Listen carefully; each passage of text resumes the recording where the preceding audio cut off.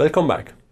So we talk about differential privacy, and we talk about how we can leverage, let's say, Gaussian mechanism or Laplace mechanism to make sure that when we have a real valued outcome, the result is basically differentially private. Okay? And we also talk about the role of the sensitivity of the original learning model or learning procedure. The higher the sensitivity, the more noise we have to add to compensate for that and maintain privacy. Now we're going to talk about the implications for our training problem. Okay, in particular, how can I make sure that basically the parameters of a deep learning models that is optimized satisfy differential privacy. To do that, let's consider our typical learning problem. Again, empirical risk minimization, where our goal is to find some W star, that minimizes the average loss over the training data. And we refer to that by F, which again is 1 over n sum over I of the loss of the individual samples, individual data points. Okay? And what is our goal? Our goal is that if we find an approximate solution to this problem, again, this is a highly complex problem, we may not necessarily be able to solve it exactly. So if I find an approximate model W hat, that preserves the privacy of data. Okay? In particular, we want the differential privacy to be satisfied. Okay? And there are various ways to leverage tools from differential privacy, notably this noise injection that we talk about, to maintain privacy. Okay? So I'm going to talk about 3 of the prominent examples in the literature that, again, in some sense, they inject noise somewhere in the learning process. Okay? So in particular, we're going to briefly talk about output perturbation, which basically is saying that solve your original problem and then add some noise to it. For instance, add some Gaussian noise to it. And that could, under some assumption, make sure that the outcome is differentially private. Another technique basically suggests to perturb the original objective. So it means that before starting the training process, you, let's say, inject noise into your objective, and then you start the training. Okay? And that's called output perturbation. And the last method, which is actually highly popular in the context of deep learning optimization, leverages the fact that we are using gradient-based methods, such as SGD with momentum, SGD, ADAM, etc., that we've talked about in the class, to optimize deep learning models. So what we can do, we can actually add noise directly into the gradient itself. So in the last method, we are using, so therefore, just to provide an overview of these 3 methods, in the first one, we are adding noise post-training. In the second one, we are adding noise pre-training. And in the last one, we are adding noise during training. Okay. So let's talk about output perturbation a little bit more. So our hope is to, again, output, let's say, W star plus some E, where W star is the solution or the optimal solution to the original training problem, and E is some noise vector. For instance, it could be the Laplace noise or the Gaussian noise that we talked about. And they both, if using a large variance or an adequately large variance, will ensure that differential privacy is maintained. Okay? But there's a catch here that prevents us from doing this simple process. And the catch is that, again, another important factor when we talk about Gaussian mechanism and Laplace mechanism was the sensitivity of our learning process. So we want the learning process, in this case W star, to be insensitive or approximately insensitive with respect to the changes we are making in the training data. And this could actually be not the case. Okay? In fact, W star could change significantly if a single data point is replaced with something else. Okay? And this is particularly true when we are talking about multimodal distributions, right? Distributions that have long tail samples, something we're going to talk about in the future lecture a little bit more.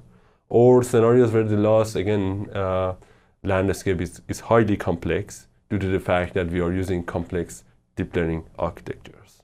Okay, so the implication, therefore, is that if we use the original training problem, W star may be highly insensitive with respect to changes in the training data, such that this difference, which appeared in our requirement for how large the variance of Laplace mechanism and Gaussian mechanism should be, is going to be unbounded.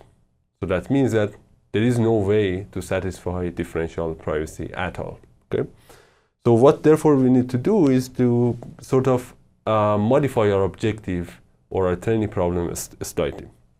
One simple way to do this is to, first of all, assume that your loss function is G Lipschitz and is also convex.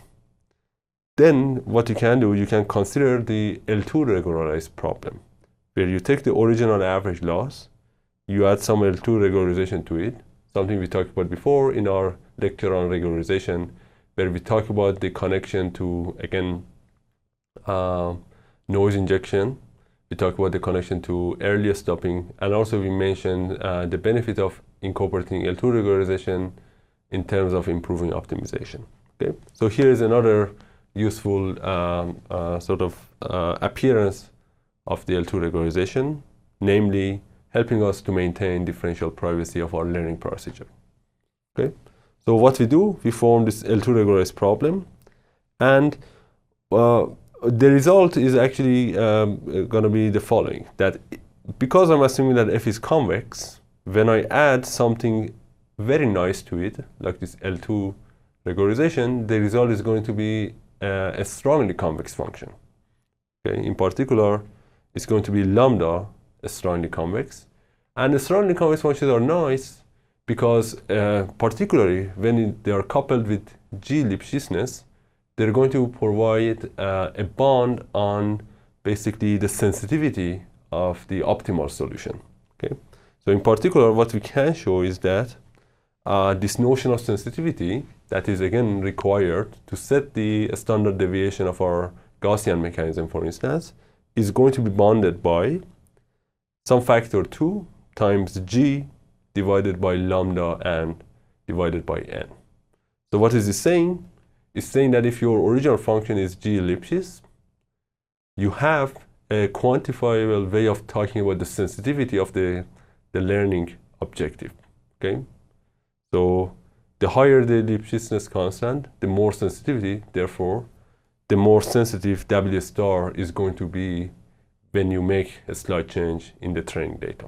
So it's natural to see G in the numerator. Okay? It is also natural to see lambda in the denominator, again, is due to the fact that strongly convex functions satisfy some also nice notion of sensitivity. Also, it is natural to see n in the denominator. Okay? Why? Because the more data points we have, the less significant the role of an individual data point.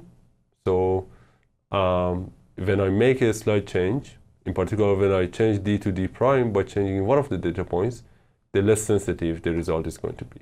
Okay? But the upshot is that essentially we have this bond on the sensitivity of the W star, thanks to incorporating L2 regularization.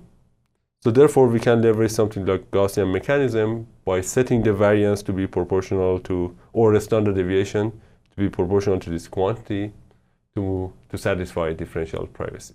Okay? However, there are two main drawbacks here. So first of all, this analysis requires convexity, but also it requires us to find the exact solution.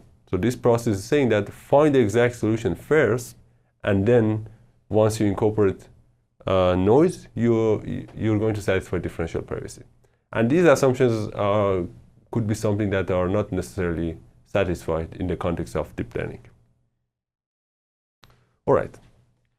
So let's talk about the second approach, where we, again, the first approach is something like post-training noise injection. Second approach is pre-training noise injection, where we're going to perturb the objective before starting the training process. Okay? So in particular, instead of injecting noise into W star, we're going to inject it into the regularized problem and then and then attempt to solve it or attempt to train the model. So in particular, we're going to form this objective where we are minimizing the average loss plus some L2 regularization term plus a noise term. Okay, so the noise term here is let's say the parameter W inner product with E, where let's say E comes from the Gaussian distribution. So our hope therefore is to satisfy or to leverage Gaussian mechanism to make sure that the differential privacy is satisfied. Okay. So one drawback of this approach is that many of the existing results in the literature require us to calculate the optimal solution exactly to provide a strong theoretical guarantees on differential privacy. Okay.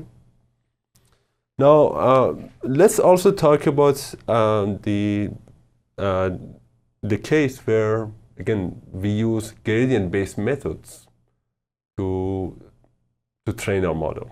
Okay, so in particular, I want to see what's the gradient descent algorithm associated with this minimization problem. Okay, so for gradient descent, again the update says that you're going to go from one iteration to the next by following the direction of the minus gradient, while also incorporating some learning rate. So therefore we need to calculate the gradient of this objective, and the gradient is going to be calculated quite simply. We have basically the average of the gradient of the individual samples plus this is a quadratic term, so the gradient is going to be lambda times mu, and finally the last term is a linear term, therefore the gradient with respect to W is going to be E, our noise vector. Okay, so therefore the gradient for this new objective is basically the original gradient plus lambda W plus E, such that when I use it in the gradient descent algorithm, this is going to be my update. Okay, so what is this? It's basically saying that you are incorporating weight decay plus noisy gradient. So doing that, therefore, will ensure privacy, differential privacy in some sense. Okay. But the catch here is that, or the important observation is that you are sampling one noise in the beginning, E, and you keep it the same across all iterations when you are using something like gradient descent. You basically perturb all gradients with the same Gaussian noise. Okay? So therefore, one natural thing that we can think about doing is to actually use different noise in different iterations. And this actually leads to gradient perturbation method, where the idea is that again you sample you perturb the sample gradients with different noise in each iteration, and this is a very famous and popular method that's called DP-SGD in the literature. So what's the basically the procedure? Again, you sample a mini batch, you calculate the gradient with respect to the mini batch, you sample a noise, and then let's say you form noisy SGD. Okay, you go from one iteration to the next by following the negative direction of the perturbed stochastic gradient, while at the same time incorporating some learning rate. Okay. And there are some elegant results in the literature that formally study the guarantees of this method in terms of differential privacy. And the idea is that they require the gradient norm to be bounded. In particular, that means that we require the function to be Lipschitz, such that we satisfy those guarantees. In general, however, there are some results in the literature that show the Lipschitzness assumption is not necessarily an assumption that is satisfied in practice. So what we do as a resort mechanism is to leverage tools such as clipping. So basically, every time that the gradient is larger than some quantity, you're going to clip it to make sure that it is not too large, and then use that instead in this algorithm. Okay. So therefore, you calculate, let's say, the stochastic gradient, and then you clip it, something like this. Okay. Sorry, this has to be here.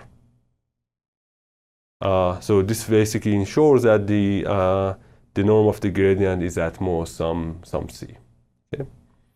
Or you could do something similar, which is normalization. Okay. Again, you calculate the stochastic gradient, and then you normalize it to make sure that, again, the norm of the gradient is at most. In this case, it's always c. So clipping says the norm of the gradient is at most c. Normalization says the norm of the gradient is always c. And optionally, you can include this parameter kappa in the denominator to make sure you are avoiding division by 0. Okay. But the idea is that to make sure we have some degree of bounded sensitivity such that we can provide theoretical guarantees on privacy, we have to clip the gradient or normalize the gradient. And these are approaches that lead to some bias in our update vectors, meaning that they may hurt the convergence. So therefore, there is a need to sort of study the impact of incorporating clipping and normalization strategies in our learning algorithms in terms of not only the privacy but also implications for convergence and generalization. And these are basically things or questions that are addressed to some extent by recent works in the literature. Okay. And another final remark is to basically the extension to the distributed learning paradigm. And the idea is that this method is actually quite natural to be extended into a distributed learning paradigm, because in those cases, as we talked about, typically the agents participating in the training procedure communicate some notion of their local gradients with the server, or let's say in a decentralized case with themselves. So therefore, to maintain privacy, what they can do is to perturb their local gradients with some noise and then communicate that instead. And then thanks to the results in the differential privacy mechanism, such as the post-processing theorem that we talk about, you can show that under some assumptions, the entire distributed learning system is going to satisfy strong differential privacy guarantees. So this brings us to the end of our lecture on basically satisfying privacy as a context. In our future lectures, we're going to focus on other contexts. In particular, we're going to talk about memorization first, which is intimately connected to privacy as well. So what we're going to do, we're going to basically characterize memorization, exactly answer what memorization is, and we're going to talk about the mechanism behind memorizations, and we're going to talk about how we can mitigate the adverse impact of memorization in deep learning models. I'll see you in that lecture.